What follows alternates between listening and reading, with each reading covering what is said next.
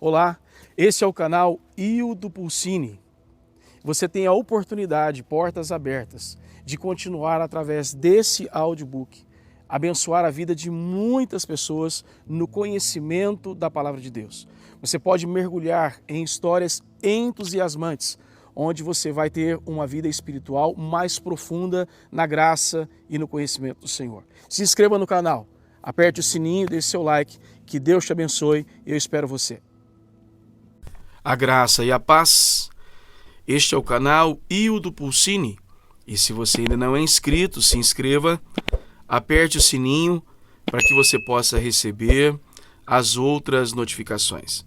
Estamos realizando a leitura do livro de Charles Swindoll, série Heróis da Fé, Davi, um homem segundo o coração de Deus. Capítulo 21. Grande o suficiente para perdoar. Enquanto fazemos esta viagem em profundidade através da vida de Davi, não quero limitar-me apenas à geografia e genealogia. Meu desejo não é que você fique com um caderno cheio de anotações sobre fatos cronológicos e biográficos. Minha esperança é que você veja Davi como um indivíduo real e depois analise comparações e oportunidades em sua própria vida, a fim de que comece a imitar as qualidades que o tornaram um homem segundo o coração de Deus. Uma dessas qualidades é um espírito que perdoa. Este atributo é um dos mais difíceis para se adquirir. De fato, em vez de perdoar plenamente alguém, a maioria das pessoas opta por uma entre três respostas diferentes. Em vez de perdão completo, oferecemos perdão condicional. Perdoo você, se, ou perdoo você, logo que. Se você voltar a acertar tudo, eu perdoo você. Ou se você admitir a sua parte no problema, então eu o perdoarei. Isso é perdão condicional. Ele significa: estou esperando como um tigre abanando o rabo.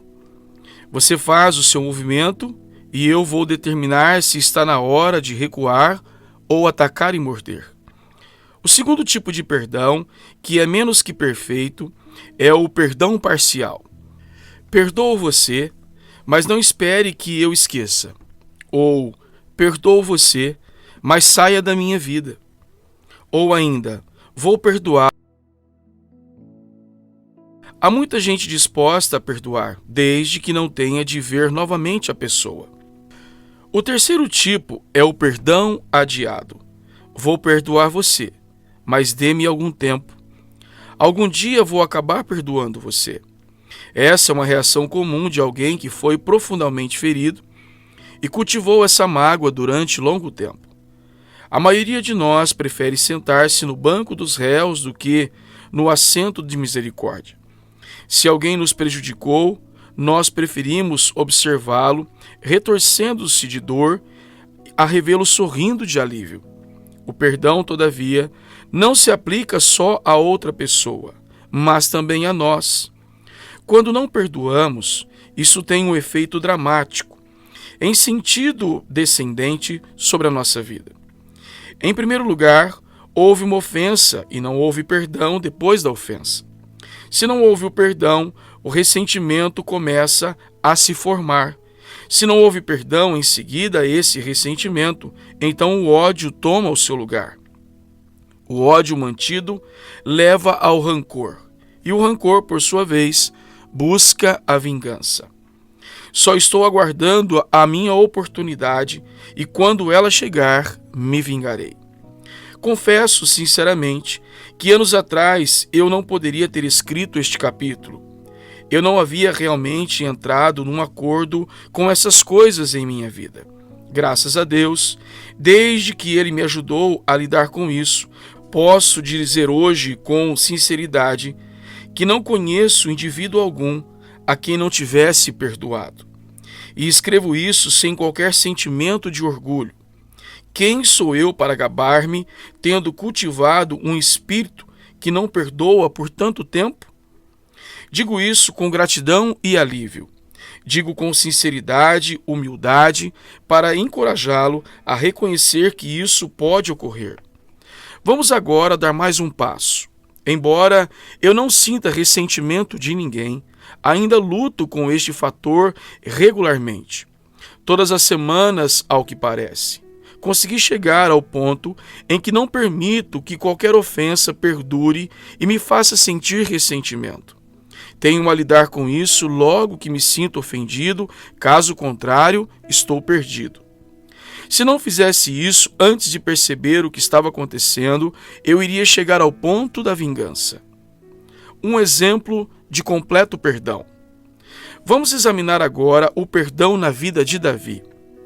Este é um ponto excelente para isso, porque estamos no estágio em que a vida de Davi entrou em declínio. Como vimos no capítulo anterior, ele nunca havia descido, nunca.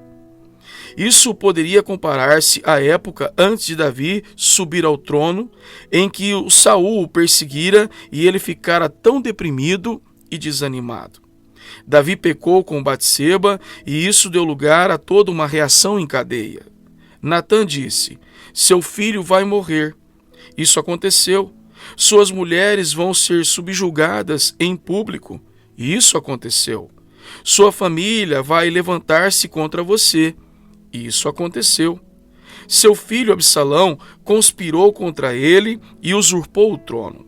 Absalão está agora reinando e Davi teve de fugir. Ele se encontra no fundo do poço, bem no fundo.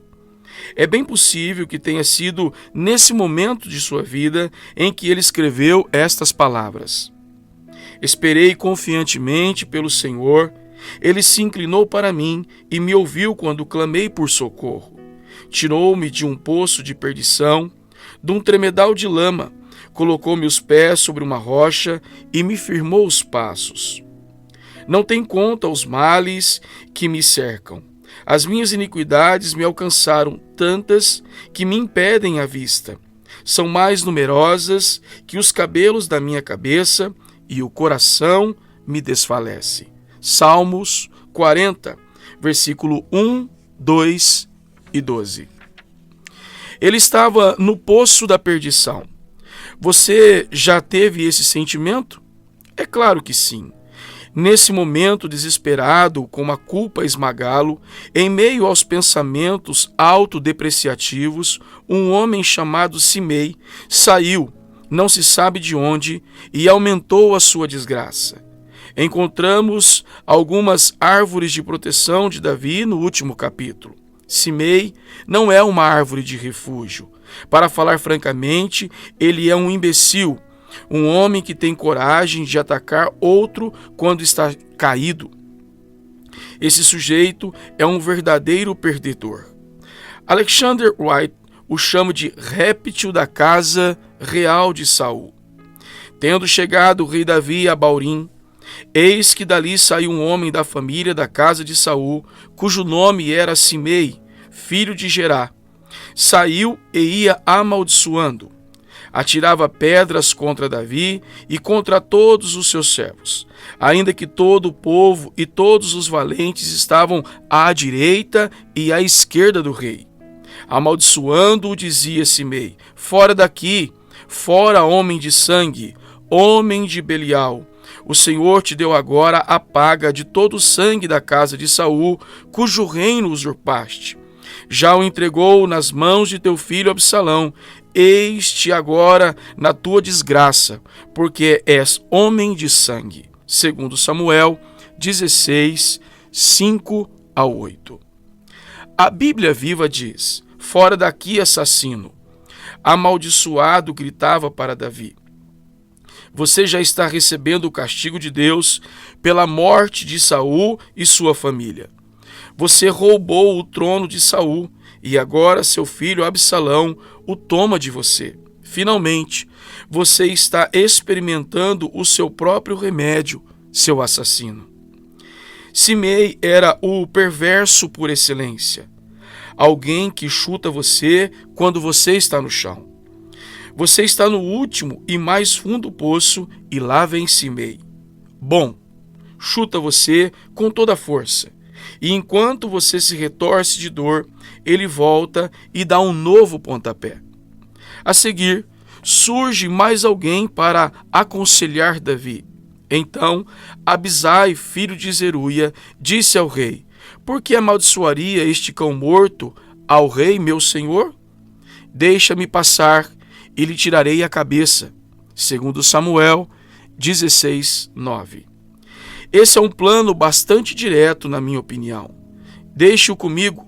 Vou cortar-lhe a garganta tão depressa que não saberá o que aconteceu até que pisque. Sempre há alguém que diz coisas deste tipo. Olhe, você não tem de aceitar isso. Deixe que eu resolva. Sou ótimo nisso. Quero dizer, você tem os seus direitos. Defenda-se. Não deixe que pisem em você. Processe o homem. Parece familiar? Simei aproximou-se de Davi num momento difícil. Ele não só atira pedras e amaldiçoa Davi, como também mente 3 vezes no seu ataque pessoal. Está completamente fora de controle. Davi não fez nada para justificar esses ataques públicos. Não obstante, eles foram feitos. Davi tem agora uma escolha. Pode ficar ofendido, sentir-se e sentir ressentimento e partir para a vingança com esse homem ou não. Respondeu o rei: Que tenho eu convosco, filhos de Zeruia? Segundo Samuel 16:10. Davi disse isso não uma única vez em sua vida, mas pelo menos uma dúzia de vezes. Os filhos de Zeruia tinham todos pavio curto. Todos eles tinham índole agressiva. Estavam sempre prontos para brigar. Davi, porém, se recusa a vingar-se. Ele permanece calmo e não permite que o gênio violento de Simei provoque uma explosão. Com um gesto de mão, Davi responde. Respondeu o rei: Que tenho eu convosco, filho de Zeruia? Ora, deixai-o amaldiçoar, pois se o Senhor lhe disse: Amaldiçoa Davi, quem diria, porque assim fizeste? Talvez o Senhor olhará para a minha aflição e me pagará com o bem a sua maldição deste dia. Segundo Samuel 16:10-12. Já imaginou a cena? É um estudo surpreendente de autocontrole. Davi está caído no chão e Simei lhe dá chutes. Mas em vez de responder ao ataque, Davi diz: Vejo a mão do Senhor nisto. Ele não se ofendeu. Não tomou aquilo em caráter pessoal. Nem sequer gritou: Como pode agir assim? Coração mole e pele grossa. Essa é a solução simples e clara. Nada de pele sensível, tão delicada que a menor alfinetada a prejudique, mas realmente grossa, dura como a de um rinoceronte, para que você possa ser esmurrado muitas vezes. Vou dizer-lhe algo. Se você quiser ser usado por Deus, precisa desse tipo de pele. Pode ter certeza. Os Simeis estão lá fora às dúzias. Os que cumprem a sua tarefa são aqueles que conseguem superar toda sorte de pequenos comentários que as pessoas costumam fazer. Quando você anda entre espinhos, deve usar botas grossas. Você não anda entre eles descalço. Pelo menos, não irá muito longe. Se for chamado para liderar onde tenha de liderar pessoas, deve estar bem calçado e usar armadura. Caso contrário, está condenado ao fracasso.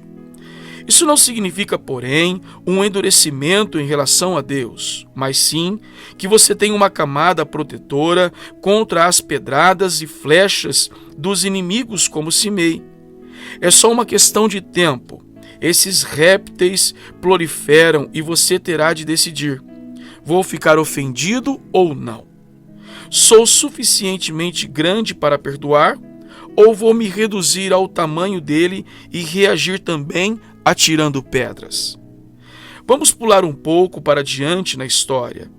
Algum tempo se passou. Absalão foi brutalmente assassinado. Embora não fosse isso que Davi queria, o terrível evento removeu Absalão do trono e o povo está voltando para a liderança de Davi. Eles estão levando os seus pertences de volta a Jerusalém, atravessando o rio Jordão com pressa de colocar outra vez no trono o rei de direito.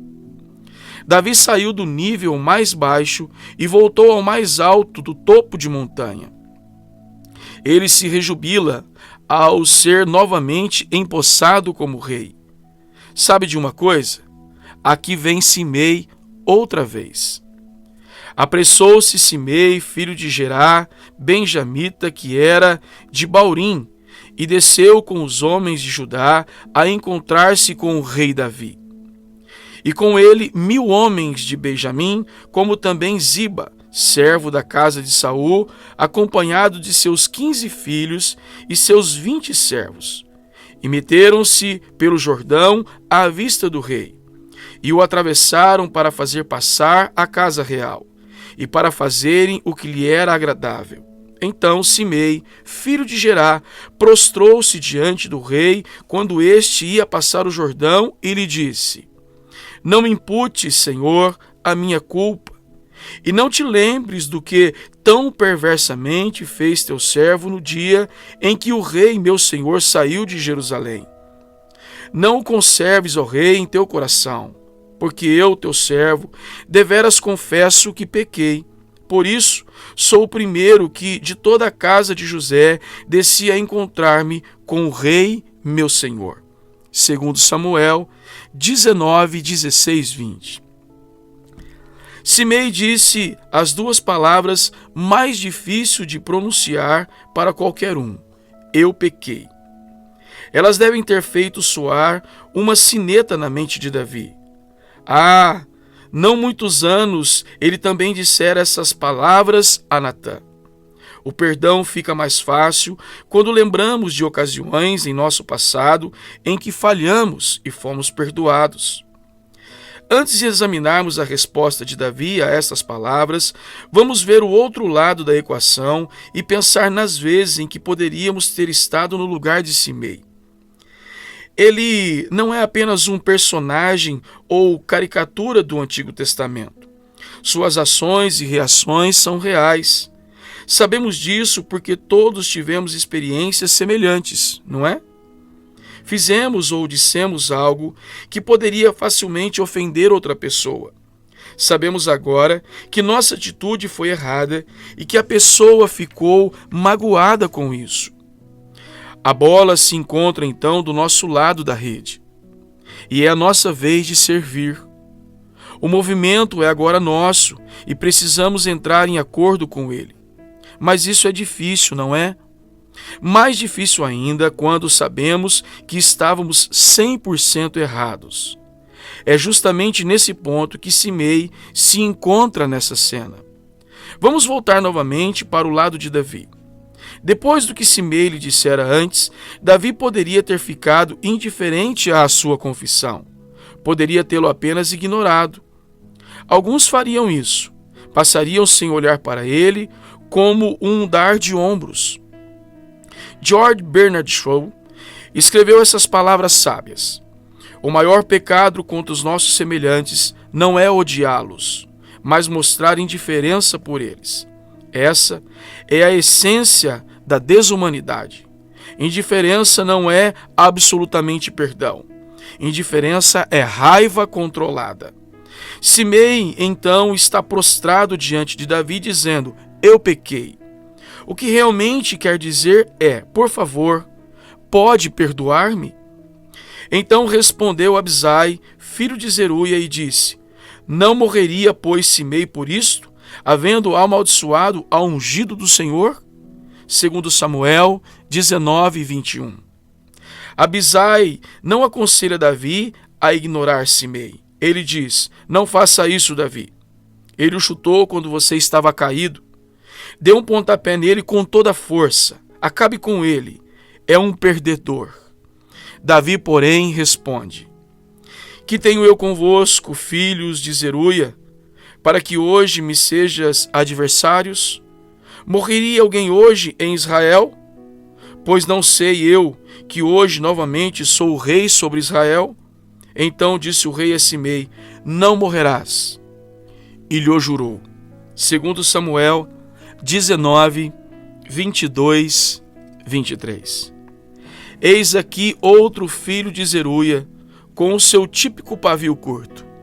Mas Davi não se deixa abalar pelo seu conselho mais do que ficara com os insultos anteriores de Simei. Que autocontrole magnífico, misericordioso ele demonstrou. Sua força e capacidade para perdoar são um exemplo luminoso para nós. Como Davi pode perdoar um réptil como Simei? Em primeiro lugar, ele manteve claro o seu foco vertical. Deus, tu e eu podemos resolver este problema. Entrego essa ofensa a ti. Tu sabes muito bem como fazer isso. Descobri grande força ao levar toda a ofensa imediatamente a Deus. Repito, imediatamente. Há algo positivo em obter uma perspectiva vertical numa situação antes de buscar qualquer conselho horizontal. Isso nos estabiliza. Segundo, Davi tinha plena consciência de suas falhas. O perdoador humilhado se torna um bom perdoador. Davi sabia muito bem o que significava ser perdoado. Ele sabia o que significava ser perdoado pelo Senhor. Conhecia o sofrimento de quem erra, o sentimento de purificação, o alívio, a sensação de haver tirado um peso que se segue ao arrependimento e ao perdão. Aqueles meses horríveis em que foi humilhado diante do seu Deus amadureceram Davi e o tornaram misericordioso. O fato de conhecer perfeitamente suas próprias falhas lhe deu grande paciência com os erros alheios. O orgulhoso tem dificuldade em perdoar. Os que nunca reconheceram seus próprios defeitos acham difícil tolerar, compreender e perdoar as falhas dos outros. Se quisermos desenvolver um espírito de perdão em nossas vidas, se quisermos colocar o perdão em ação, precisamos fazer várias coisas. Alguns conselhos sensatos que nos ajudam a perdoar. Primeiro, devemos cultivar uma camada de pele mais grossa, um amortecedor para apagar os golpes que nos atingem. Precisamos pedir a ajuda de Deus para isso. Senhor, ajuda-me a não ser tão sensível, tão vulnerável. Senhor, remove essa mentalidade frágil e dá-me profundidade. Acalma, Senhor, as minhas reações. Torna-me paciente com os que falam sem refletir.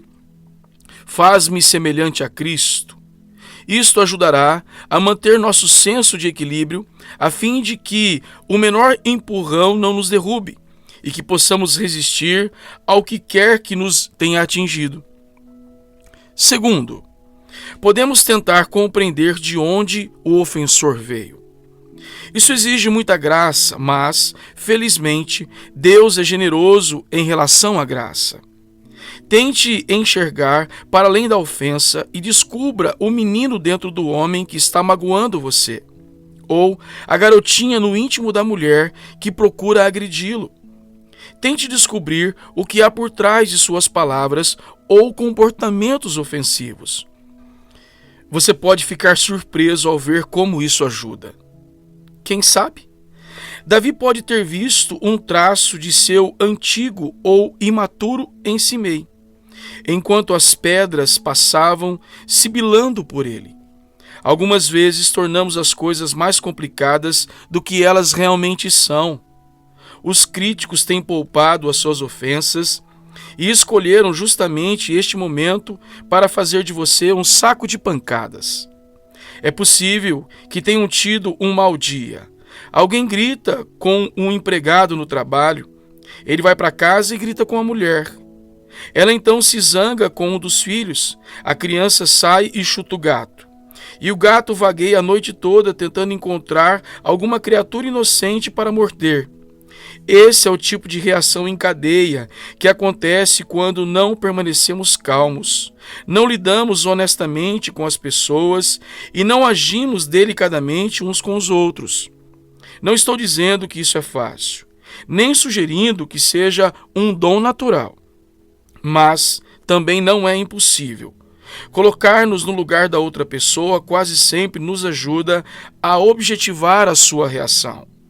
Nosso Salvador fez isso enquanto se encontrava pendurado na cruz. Ele olhou para os seus acusadores e orou: Pai, perdoa-lhes, porque não sabem o que fazem. Lucas 23:34. Esta única declaração nos faz compreender como o Senhor considerava os seus inimigos. Terceiro, devemos lembrar de ocasiões em nossa vida quando precisamos de perdão e depois aplicar essa mesma emoção. Todos nós, em uma ocasião ou outra, fizemos ou dissemos algo tolo, extremo ou ofensivo e tivemos necessidade do perdão de alguém. Isto acontece entre amigos, nas famílias, no trabalho, na escola e até na igreja. Devemos ser sinceros quanto a isto. Todos somos humanos. Quando recebemos um chute, podemos ser tão maus, vis ou teimosos quanto o outro sujeito. Oro por esse tipo de autenticidade todo o tempo. Mantém-me autêntico, Senhor. Tira de mim qualquer fingimento, por favor, que eu seja verdadeiro. Quarto, precisamos expressar o nosso perdão. Fale, não fique só pensando. As palavras de perdão e graça ditas são maravilhosamente terapêuticas para o ofensor. Não importa quão pequena ou quão grande seja a ofensa. Expressar nossos sentimentos remove toda dúvida. Stuart Briscoe escreve: há alguns anos, uma mulher muito bem vestida me procurou no escritório, muito aflita. Ela havia aceitado o Senhor alguns dias antes, mas pedia para ver-me porque algo a perturbava. A mulher contou-me uma história desagradável de um caso que estava tendo com um dos amigos do marido. A seguir, ela insistiu que o marido tinha de saber e que eu devia contar-lhe. Essa foi uma experiência nova para mim. Depois de algumas discussões com a mulher, telefonei para o marido. Quando chegou em meu escritório, contei-lhe o que tinha acontecido. A reação dele foi algo notável e belo de se ver. Voltando-se para a esposa em lágrimas e com medo, ele disse: amo você e a perdoo. Vamos começar de novo. Muitas coisas tiveram de ser esclarecidas e muitas feridas curadas. Mas a resposta dele, mostrando perdão por compreender o perdão de Deus, tornou-se a base de uma nova alegria e uma nova vida. Nossa reação humana, típica à ofensa, é tentar todas as coisas erradas: silêncio, ressentimento, rancor, indiferença e até planejar uma manobra para colocar nosso ofensor numa situação delicada, de modo que a podermos torcer a faca verbal, uma vez que a tenhamos enfiado. Nada disto agrada a Deus e também não funciona. Cultivar um espírito de perdão é um problema bem real que nos confronta. Precisamos de um coração cheio de perdão e graça em nossos relacionamentos familiares, no trabalho, na escola e certamente nos relacionamentos na igreja. Precisamos tornar sólida a esperança que está em nós. Em seu livro Você Pode Vencer com Amor, Dale Galloway conta uma história sobre John Rockefeller, o homem que construiu o enorme império de Standard Oil. Não é, portanto, de surpreender que ele exigisse um bom desempenho dos executivos da empresa. Certo dia, então, um dos executivos cometeu um erro de $2 milhões. A história do erro enorme do homem logo se espalhou por todas as salas dos executivos e os outros homens procuraram ficar o mais longe possível de Rockefeller, temendo a sua reação. Um homem não teve, porém, uma escolha, pois marcara uma entrevista com o chefe. Ele endireitou então os ombros, apertou o cinto e entrou na sala de Rockefeller. Enquanto se aproximava da mesa do monarca do petróleo, este levantou os olhos do papel e em que estava escrevendo. Penso que soube do erro de $2 milhões cometido pelo nosso amigo, disse abruptamente. Sim, respondeu o executivo, esperando que o homem explodisse. Olhe, estive sentado aqui fazendo uma lista de todas as boas qualidades do nosso amigo nesta folha de papel e descobri que no passado ele ganhou para nós muitas vezes mais que a quantia que nos fez perder hoje, com um único erro. Seus pontos positivos pesam muito mais do que este erro humano. Penso então que devemos perdoá-lo. Você não acha? Quer seja um erro de $2 milhões ou um comentário infeliz, precisamos responder com a graça de Cristo e completo perdão. Como Davi, nosso coração deve ser bondoso e nossa pele grossa. Nosso foco deve ser vertical e precisamos ter igualmente percepção de nossas próprias falhas e nossas necessidades de perdão. Com a graça de Deus, concluímos aqui mais um capítulo do livro de Charles Swindoll, série de Heróis da Fé, Davi, um homem segundo o coração de Deus. Que este áudio possa estar sendo uma bênção na sua vida e que você possa compartilhar para que também seja na vida de outras pessoas. Este é o canal Hildo Pulcini e se você ainda não é inscrito, se inscreva, aperte o sininho para que você possa receber as outras notificações. Que Deus te abençoe. Fique na paz.